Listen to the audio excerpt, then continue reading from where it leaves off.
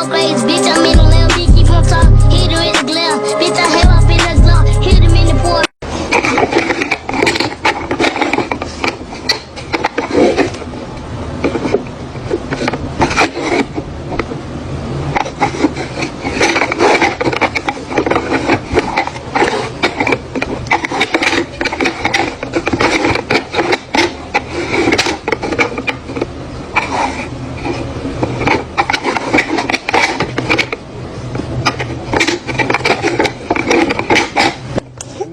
Let me read you something from a well-known author that you may not have heard of, but he makes a very good point in this book. He talks about gang addiction mental disorder. Listen to this: gang addiction mental disorder, a term I created that is usually seen in Black children between the ages of 8 to 10 years old. This condition is caused by the attraction of gang life that is usually in a child's atmosphere, community, or household. Once this condition sets in, the only cure or death, or at best life in prison. Other conditions could be long-term severe depression, severe drug and alcohol addiction. Once this condition is full-blown, the disorder can cause pain and suffering in most families. This condition can cause irresponsibility, severe ideology, loss of spiritual awareness, and belief in material idols. Did you hear that? This is a fascinating book, man. A fascinating book. One that you should go out and get right now and study and learn about your child. It's on Amazon. You can get it at any time. You know, it amazes me as what people do, because now, you know, at this day and age, we have the parents that, well, I didn't grow up, you know, my mama didn't give me this, so now they spend the $10,000 and the, you know, whatever it is on the parties. You know, if you got it, I assume that's not the problem if you got it. But if you don't really have it like that, don't you think that the $10,000 for a child that's 7, 8 could be used for something totally different? I mean, like maybe some classes to educate and stimulate the mind. I mean, basketball camp, football camp, you know, something that takes the mind off of just one day of $10,000 just gone on a party because Homie the Clown, you wanted Homie the Clown, you wanted the trains, you needed the $500 cupcakes, you needed, you know, the tents, the chairs, you needed all the cartoon characters to show up. They charge, you know, $300 an hour. You have 4 of them. They need to be here for the whole 4 hours. I'm just saying, you know, now my child, you know, if I did have it like that and I could throw a Winter Wonderland birthday, you know, I would do it. But I would also take that $10,000 and I will find out what it is truly that she likes. You know, like, what is it? I would sit down with her on her birthday. Here's her birthday. And I would ask, like, what is it that you really like? What is it, something that you really, truly admire and like, and you strive, you want to, you know, if she says something, you know, I'm going to try to make that happen, you know, with a trip or something, like, you know, I really like stars, you know, Well, I'm gonna see if I can arrange a trip to NASA for you. Let's go take a trip to NASA.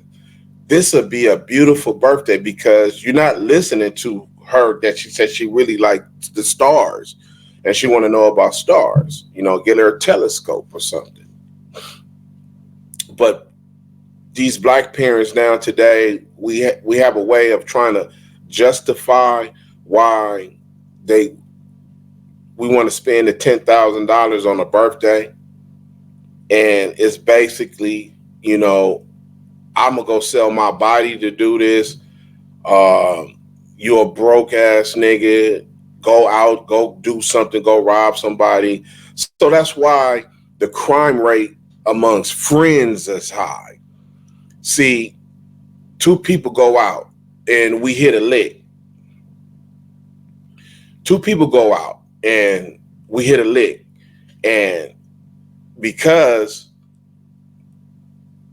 she told you last night that you a broke ass nigga, Lil Blue spent 15,000 on his son birthday party. Nigga, you come up in here trying to give me $3,000 like that's supposed to be a birthday party and all this, and like, nigga, you ain't nothing. Woo. So now he already got this on his mind. She right. I gotta go out for my son, Lil Blue. Lil Blue did it big for his son. I got to do the same for mine. So now we out on this lick and we hit a lick. First of all, we robbing somebody else that we know because we jealous of him because he got the bag and we don't. So we doing a lick on him, and we hit for 20,000, which really 10,000 for you, 10,000 for me. But because you got in your mind what she told you last night, guess what? When we counting the money and we doing everything, and I say, hey man, look, hand me that. Don't never mind. I go get it, and I reach to go get the beer or the weed and the blunt. Guess what?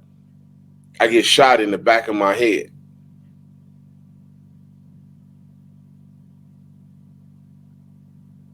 We went to school together. We grew up together. We everything. Instead of you saying, man, look, I know you need the money. You need the money, whatever, man. Woo, woo. Can you at least go half of me? Can I give it to? I need, it's even though that is an illusion. What's worse is that you just took it upon yourself to put a bullet in somebody that didn't have no harm intentions to you. You just kill him because you got to keep up with Little Blue and his birthday party that he did for his son at 8 years old because he spent 15,000. So now you have to, your girl is sweating you so hard that now you have to spend 20,000 on your son, daughter. That's not even tripping about the party because you never really even asked him.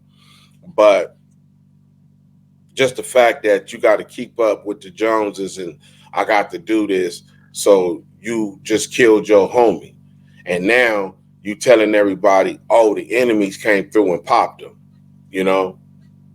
because you can't live up to whatever it is that was going on. But that's just the way gangs are. That's why it's an illusion. It's nothing real about it.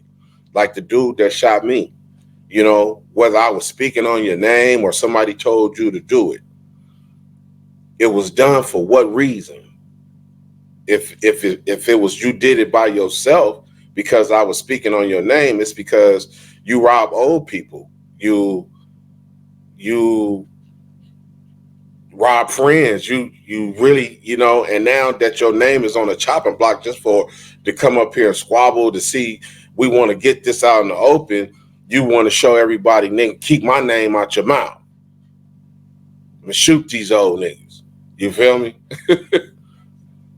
But that's just the times that we living in, young versus old. And the kids see all that. So they suffer because they paying attention. So now, they see you, with your cameras and all that. So that's all what they know. They don't know nothing else. So now the kids got to go down the drain because it's a situation now, you know. So I have to sit back and I have to think: is it really worth my life being thrown away to kill another 9-0, to kill to kill a, I don't know, you know. I don't think it's worth it, but I fight with those demons every day. Trust and believe that. Uh, but it's thank God that I got family, because my family is like, we glad you ain't, we glad you focused on something totally different. You know, my mission is to end gang violence now. And I am Dr. Crip, and we are ending the sickness over here. That is what we are doing. We are ending the sickness. And we just want you to raise your kids correctly. That's all. You know, some kids you may see, you look on the internet, you see, I see the one dude, he teaching his kids how to, do this and do that, with guns and all that other type of stuff. But I'm hope that there's education to part of this, that they also smart, they can read, they can write, they can determine, what is what from who is who and all that. But if it's just all about guns and money, I see why we last in education. I can see it. And first in the prison population, This Dr. Crip, man. This is just food for thought.